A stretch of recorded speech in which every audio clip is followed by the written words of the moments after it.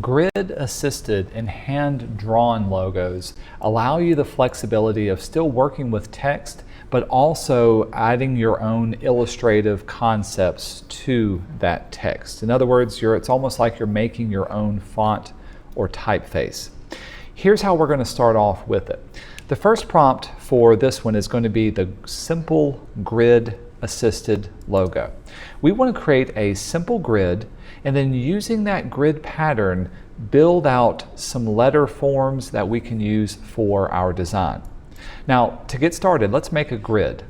Hiding underneath your line segment tool is the rectangular grid tool.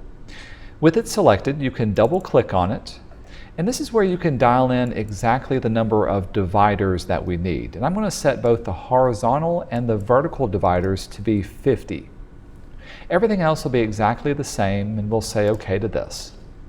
Now when I go to start to use my grid, I can click and drag, and as long as I hold down the Shift key, this will allow me to create a perfectly squared off grid.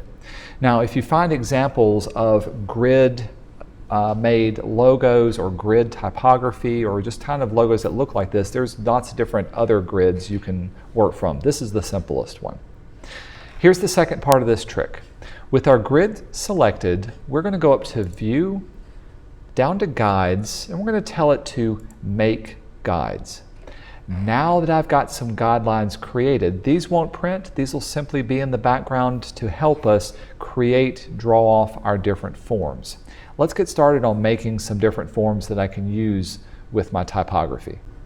Let's start off by creating something, say, for type tongue. I'm going to bring this over here. This will be the words, so I want to do something that has a T as my design. Since this is a squared off type grid, I'm going to use my rectangle tool, and I'm going to use these guides as my starting point. Now whenever I draw something, I want to make sure I'm working where everything intersects, and I can draw my rectangles to match the width and the height of any part of this grid. So in my case, I'm thinking about, what does a T look like? Well, it goes across and it's got a part that goes down. This could be a T, so a T for this. I could do a lowercase style T. I could do more of a fancy T. Even the shapes of those can be different starting points.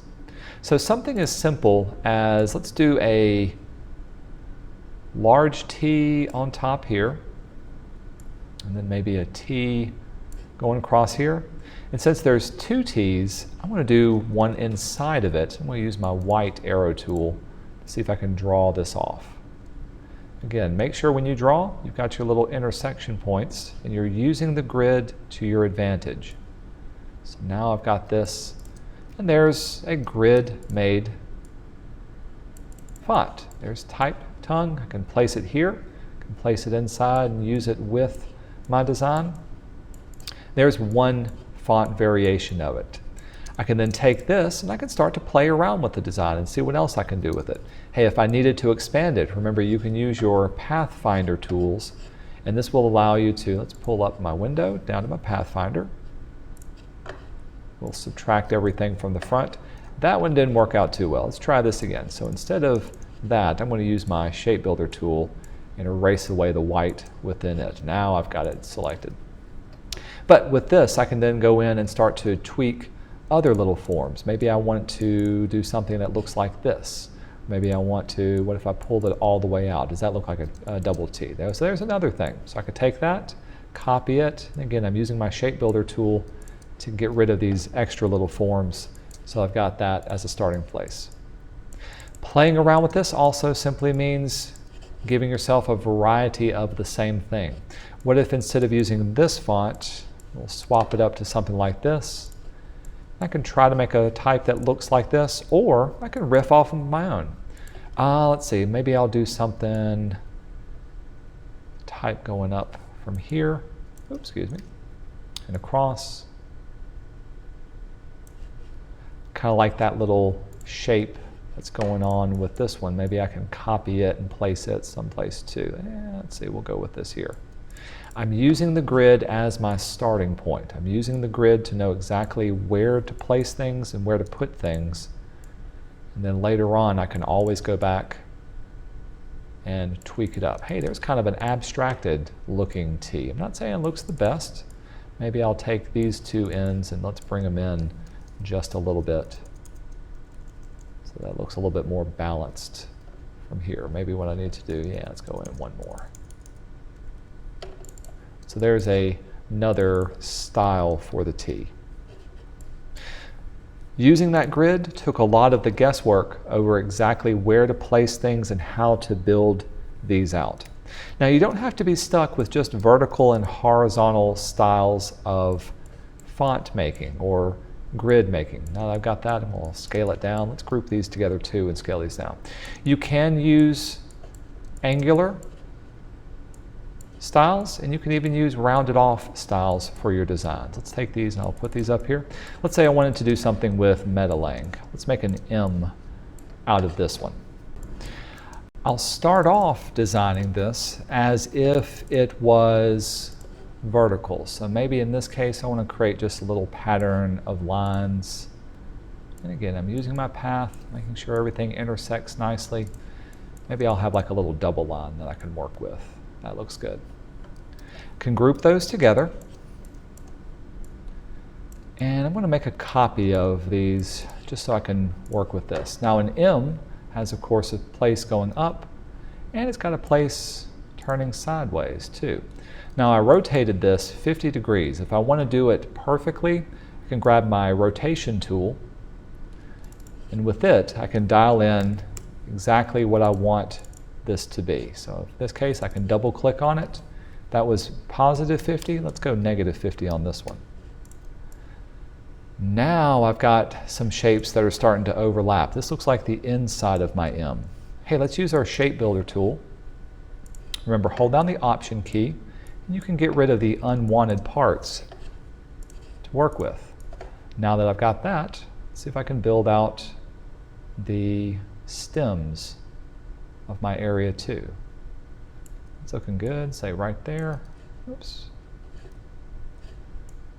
Remember to use your grid. In this case I want mine to be nice and centered. I'm looking right here in the center point so that it works out nice. There's got. Now I can place this one on this side and I'll place this one on this side. Let's see what shapes this will give me. Grab your shape builder tool, trim away what you don't need.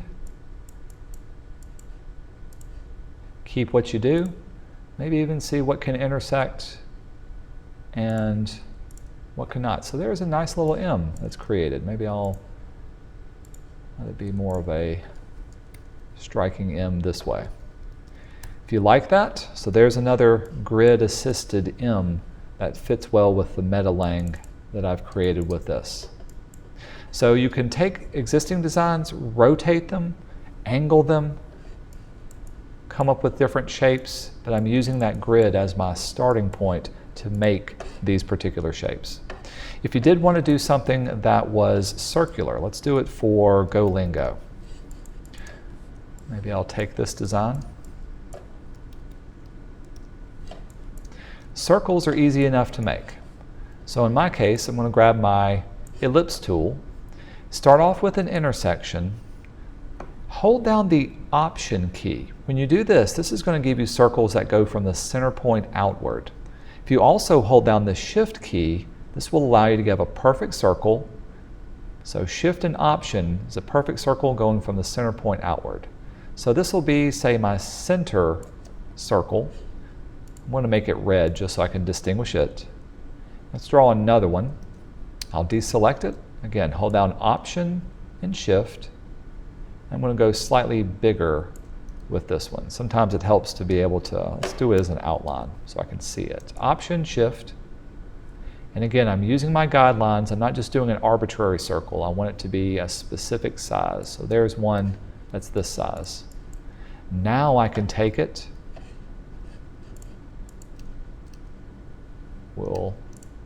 Excuse me, there we go. Use my shape builder tool to cut away the center point. I've got a little circle that I can work with. I can make other ones. So we'll take this one, make it slightly larger too. Make another one that's slightly smaller on the inside. And again, use your shape builder tool to cut away the inside part. So if I wanted to turn this into a G, all I've got to do now is use my rectangle tool. I'm still using my guidelines. I can fill it in with a line that looks like this. I know what I'll do. Maybe in this case, keep this down here. I'm going to cut away this top line. So selecting everything, shape builder tool, I'm going to cut away this top portion of my rectangle and leave these other parts that are down here. So there's a G. It's almost like a little GO that I have inside of here too. Make it all black so that it fits well, and that's how you can work with different parts of your grids that you're creating. Use the grid. Start off really simple. Start creating your own little variations of existing letters. You could take it and try to draw off the entire word. That would be a little bit more complex. For this one, we're going to keep it super simple. Group everything together and keep these as options for the first little prompt on this one. Once you've got a variety of logos that you can work with from this one, if we need to get rid of our grid, you can either go up to View, down to Guides, and you can tell it to hide the guide. It'll still be there. You can turn it back on. By the way, Command and the colon will do that. Or if you want to get rid of the guide altogether, you can tell it to clear the guides, and your guides will be gone and ready to go for the next setup too. I'm going to drag these out of the way just to give myself some work area. Let's put them down here. Prompt number 2 deals with basic shapes. Now, basic shape designs work like the grid in that you're creating your own custom letters, but instead of using just lines, we're going to use some basic shapes. Now, I could use the rectangle. I can use circles. Let's grab my ellipse. And I can use, of course, polygons, triangles, maybe 4 or 5. Ooh, excuse me, that's going really quick. There we go. Or even 6 different sided shapes as the starting point. With these shapes, I can then start to play around with how they overlap one another. So using only these basic ones, let's see what I can come up with for this one. For instance, if I wanted to do something like create a, let's go with a basic lowercase a for Avinote. So if this was my name of my design, if I wanted to create an A, I could easily take a circle and a rectangle, and now I've got, you know, roughly a basic little A. I can play around with the placement, the size, and the use of it. So that's the simplest little form. The other thing I can do is I can take these forms and I can start to tweak them up as well. So rather than having just a simple rectangle, what if I had a curved edge rectangle? And so this could be a form that I can work with. Now I've got a really fancy looking A that works well with Avinote. I know it's a different style than what's down there, so maybe this wouldn't be the most appropriate one to work with. Instead, what if I did a triangle, turned it sideways and rotated it, and oh, let's round off that corner too. Now I've got an A. It's matching a little bit better with my style. It's got a little top to it, so I'm going to use one of these, and let's scale it down too. Actually, let's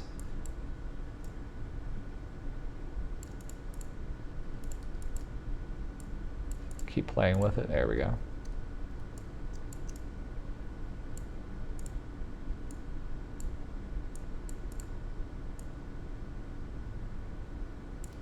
I don't know, maybe that'll work. It'll be something we can play with for my design. Actually, I'm liking this particular style. So there's another variation of an A using just these particular shapes. Come up with your own basic shapes. They don't have to be just triangles, circles, and squares. You can see how I've used rounded rectangles or rounded areas. You can draw off circular ones that are filled in on the inside. So let's say I took this, let's do a half circle. All I got to do is get rid of this lower part of it. Then I can expand it. Object and path. And let's outline the stroke. So now that it's a filled in object, I could even take it, I can round it off. What all can I do with just these two options? So maybe I can take this and let's make an eye out of it. Bring it in, there's my eye. So now I've got an icon for my idiom design. We'll take that, let's add on some text with this. So there's another option that I can work from. The main thing is, give yourself just a few shapes and use those shapes to recreate letters or part of the letters. Hey, if I wanted to type out the entire idiom, let's make a copy of this. Let's see if I can use my existing shapes to do the entire word. Well, I've already got an I. To make a D, all I need is a circle. I can copy this over. So there's my D. Maybe I'll make it a little bit smaller. Here's another I. I can lowercase it.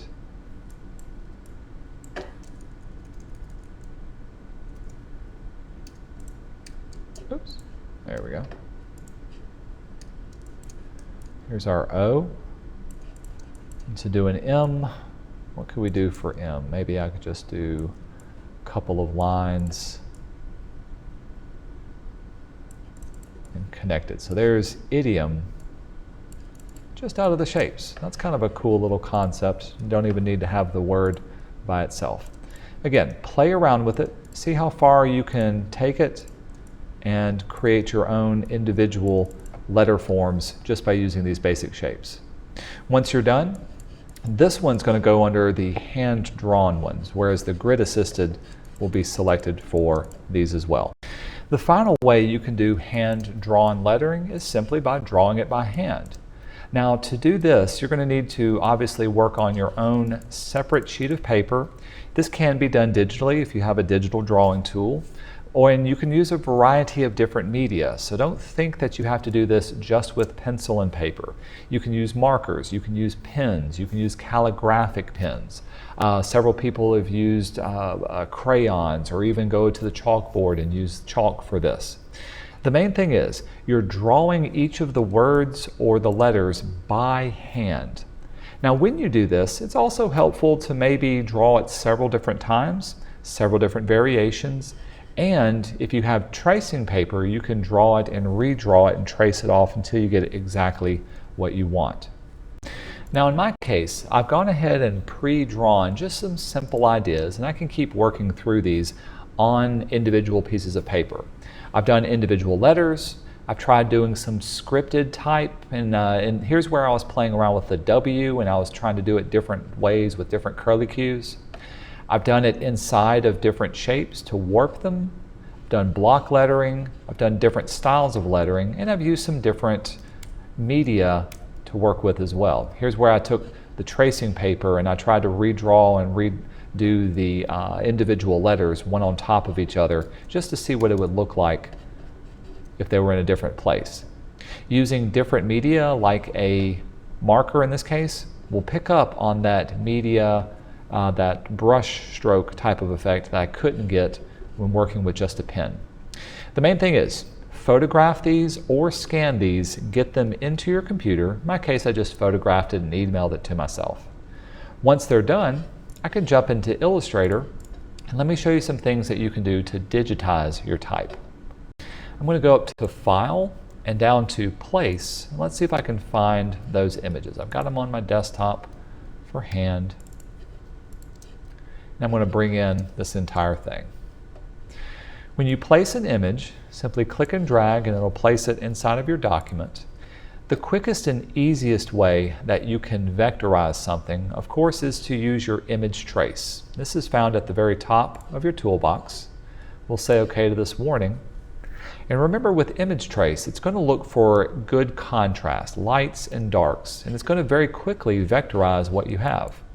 This works really well if you've got some good solid lines or solid areas. And so in my case, if I want to pick up this M, or if I wrote out the word Metalang, this is a great way of quickly vectorizing it while keeping that feel of the media. The other thing you can do is at the very top, click on this icon to open up the image trace options. Playing around with the threshold, making it smaller, will pick up on some lighter areas. Making it darker will pick up on some darker areas and fill in certain parts too. Now you can see, I can see the word idiom a lot better, or other parts, if that's what you're going for. Finding the threshold is the first thing I set. The second thing I do is I need to tell it to ignore the white of this area. I really only want to pick up the dark areas that I drew on. We'll pull it off here to show you what this result will look like. Under the advanced settings, down towards the bottom, you can tell it to ignore a specific color. In our case, by default, we're going to get it to ignore white. Now I'm left with only the black area that I've drawn. The final thing to do when working with image trace is to make sure you expand your selection. With everything expanded, this will break it apart into their individual vectors that you can now ungroup, and you can go in and select exactly the parts that you want to keep. So if I like Metalang, I can group those together and I can pull out all these different parts. And then I can get rid of everything else. From here, now it's a simple matter of turning it into the logo. Metalang by itself. So if you like the way that hand-drawn lettering looks, keep it, and that could be one option for a logo. Otherwise, I can take it and I can merge it together. In this case, I like the M. I'll let that be the emblem for the words that are down here, and that's an option that I can work from. So hand drawing your letters and vectorizing them this way is one way of doing it. Another way of doing it, I'm going to go to File and Place, is to simply trace off your letters. You could do that with, I'm going to do it with waywords here. Again, I'm bringing it in. This time, I don't want to image trace it. I just want to draw on top of my letters to vectorize this. So with it placed, I'm going to go to Object, and I'm going to lock down my selection. Now I can't draw on top of it, but I can grab my pen tool or your pencil tool, whichever one you're most comfortable with. I'm going to set my fill to be none, and I'm going to give myself a black stroke, and I'm going to simply trace off the lines that I have. Now for the sake of time, I'm not going to do the entire thing, but take some time and draw off exactly what you want the lines to look like. Once you're finished with one line, you can then open up your stroke panel. Make sure to see all the options. You can change the weight of your stroke. You can use your white arrow direct selection tool to maybe clean up the placement of everything. So if you wanted those to look much nicer, that looks good. You can play around with the different profiles. So these may give you more or less of a calligraphic style that you want. You could even play around with the style of your design. To do this, you need to open up your brushes panel and choose some pre-done brushes. I will be honest, some of these work better than others, and just because it's done in a brush doesn't mean it looks good. Actually, this looks kind of jaggedy and not what I want. I'm going to turn it back to a basic line. A final thing you can do with your calligraphic lines, if you want it to look more like a brush script, is to use your width tool. The width tool allows you to click on areas of a line and change the width of them on the fly. So if I wanted this part to be really thick and then to get thinner down here, I can dial in exactly where I want the thickness and thinness of my lines to be. It takes a little bit of practice and playing around to get exactly what you want, but it's a fun little tool that gives you a little bit more customization in the lines in your calligraphic style. So, playing around with hand drawing your letters, scanning them in or photographing them. You can then digitize them any way that you want for this style. But once it's finished, you should have a variety of handmade styles that you can pick and choose from. Now, when you're ready, Under the hand drawn, this will be for prompt 2 and 3. So any of the basic shapes that you created can be one that you like. So I like this one. I really like this one, or even the other idiom. That could be 1, 2. Or any of the hand-drawn physical ones can be options to go in this column as well. Pick 3 grid-assisted and 3 hand-drawn shapes.